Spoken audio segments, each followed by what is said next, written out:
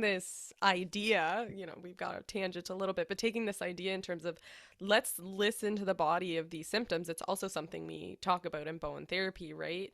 Is utilizing these symptoms instead of like demonizing them or victimizing them, or victimizing yourself in terms of you're not broken. You Or don't is it like need the symptoms? fixing. Can the symptoms be a sign of the body healing Yes. rather than there's Yes. symptoms and I hate them? It's actually a sign of the body wanting to heal. Yes. Mm. Exactly. And that's exactly what this uh she was talking about in this podcast. Like she's a German new medicine practitioner, and I don't know a whole ton about it, but that's what she said, right? It's like a lot of these things can be a symptom. It's like when we have a cough. A cough is a symptom that your body is trying to get something else, but then we try to suppress the cough. We try to like, no, this isn't good, but it's like your body's coughing for a reason, right? Ultimately, like when you're done being sick and you have all this phlegm to get out, your body knows what to do, and then we're just like, oh no, we're gonna use cough suppressants and Yeah. Buckley's Or to the get rid of fever this. suppressant too. It's like, don't use the fever suppressant. Yes, if it gets to a certain thing, but fever is the body trying to heal. Yeah. We're like, Yeah. oh no, can't get a fever. That's bad. It's And like, same with inflammation, right? yes, Especially in acute injuries. yes, If you go see somebody and they tell you to take ibuprofen to cut down on the inflammation if you twisted your ankle, no, you need that. You should be yeah, resting.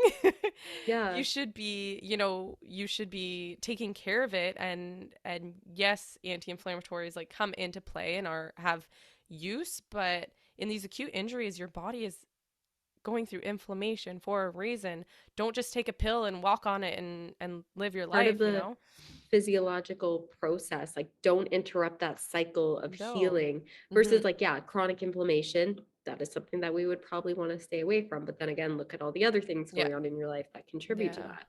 Especially one of my struggles, and I won't take, is cold medicine. Because I'm like, if you have to take cold medicine to live your life, you should be in bed. That is your body telling you it needs some healing time. And I Mm. always think of this story that when my oldest sister was little, like we were all playing hockey at the time, and she went to my mom one time. She's like, "Mom, why do I play better when I'm sick?" And my mom's like, "Cause I give you Sudafed." She gives her a cold medicine and to get through it. But So funny. but I think we're able now. I think our society is leaning into it a little bit. Where I think people still struggle and are like, "Oh, I'll take a cold med and I'll still go to work." It's like, no, you're tired and feeling like shit because you should probably stay home and do nothing, you know, Hmm. and and you're just covering up those symptoms of ultimately healing. The reason you get mucusy, the reason you get a headache, the reason you get phlegmy is because that's your body's response to bacteria or a virus or something. Like that's a natural response, right? And that's like, oh, we'll just take cold and sinus and get rid of that and play on. Play on, little kid.